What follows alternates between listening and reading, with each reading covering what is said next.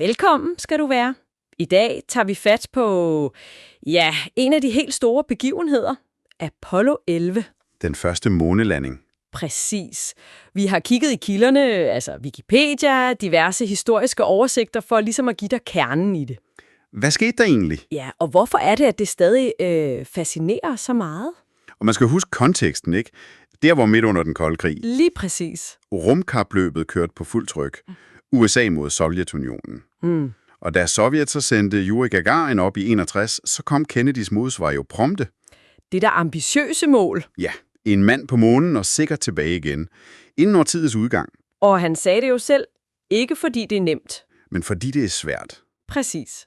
Det lagde jo et helt enormt pres på NASA. Og det pres førte sig frem til den 16. juli 1969. Den der Saturn V-raket, kæmpestor, over 100 meter høj. Ja, det er svært at fatte. Den letter fra Kennedy Space Center. Millioner kigger med verden over. Og ombord der har vi jo de 3 astronauter. Neil Armstrong, kommandøren. Buzz Aldrin, piloten på selve månelandingsfartøjet. Og så Michael Collins, som jo måtte blive oppe i kredsløb i kommandomodulet. Ja, han ventede. Rejsen tog så 3 dage.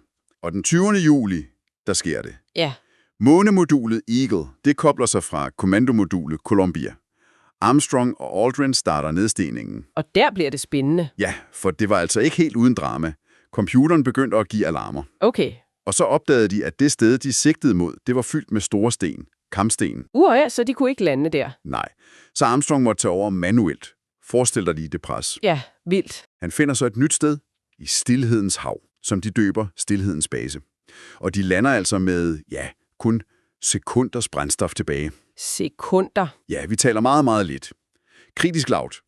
Og så kommer meldingen til Houston. The Eagle has landed. Puha. Man kan næsten mærke lettelsen i kontrolcentret. Lige præcis. Stor jubel. Og så godt 6 timer senere, det er så natten til den 21. juli her i Danmark, Ja. så træder Neil Armstrong ned. Første menneske på månen. Og de ord, Ja, de ikoniske ord. That's one small step for a man, one giant leap for mankind. Et lille skridt for et menneske, et kæmpe spring for menneskeheden. Buzz Aldrin kommer lige bagefter. Og de er så ude på selve overfladen i lidt over 2 timer. Helt præcist. 2 timer, 31 minutter og 40 sekunder. Hvad lavede de derude? De samlede prøver. Omkring 21,5 kilo månesten og støv. Vægtigt materiale. Ja, afgørende for forskningen bagefter. De plantede det amerikanske flag, satte videnskabelige instrumenter op. Og efterlod en hilsen. Ja, den der plakette. Vi kom i fred for hele menneskeheden.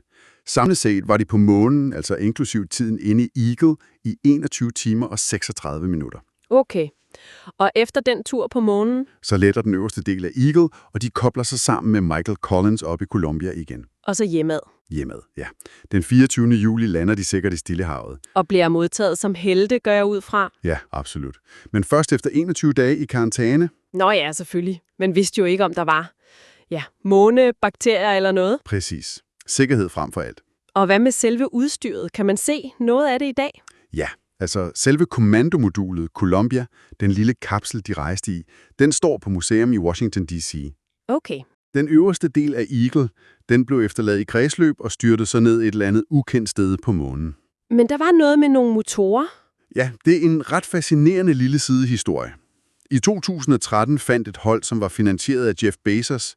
Amazon-stifteren. Ja, ham. De fandt dele af de her enorme F-1-motorer fra Saturn V-rakettens første trin, nede på bunden af Atlanterhavet. Hold da op. Vi ved ikke med sikkerhed, om de er fra lige præcis Apollo 11-raketten, men det viser jo den der vedvarende fascination af selve teknologien. Ja, den er tydelig. Og selvom det her jo er en af de bedst dokumenterede begivenheder nogensinde, så opstod der jo alligevel konspirationsteorier senere hen. Ja, dem kender vi jo. Flaget, der blafrer i vinden. Hvor der ingen vind er. Og manglen på stjerner på billederne. Lige præcis. De er jo alle sammen blevet pillet fra hinanden videnskabeligt. Men det siger måske noget om, hvor utrolig den her bedrift faktisk var. Ja, næsten for vildt til at være sandt for nogen. Netop. Og Apollo 11 var jo så meget mere end bare teknologi og raketter. Det var et symbol. Ja. Realiseringen af en ældgammel drøm. Et symbol på, hvad mennesker kan, når vi sætter os noget for. Nysgerrighed, mod, vilje. Og alt sammen under det der massive pres fra den kolde krig. Ja. Det viste vel bare, at det, der virker umuligt, det kan blive muligt. Så for at opsummere. Apollo 11. Første skridt på månen. Ikoniske billeder. Uforglemmelige ord. En teknologisk triumf. Og 21,5 kilo månesten med hjem. En kæmpe milepæl for menneskeheden. Helt sikkert. Og her til sidst, så er der lige en tanke, du kan tage med dig. Ja. Kilderne nævner jo det der med Jeff Bezos, der bruger en formue på at finde gamle raketmotorer på havets bund. Hvad tror du egentlig, der driver nutidens tech-milliardærer til at investere sig massivt i fortidens rumrelivier? Er det bare nostalgi, eller handler det om noget dybere? Måske en fortsat trang til at række ud, ligesom de gjorde dengang?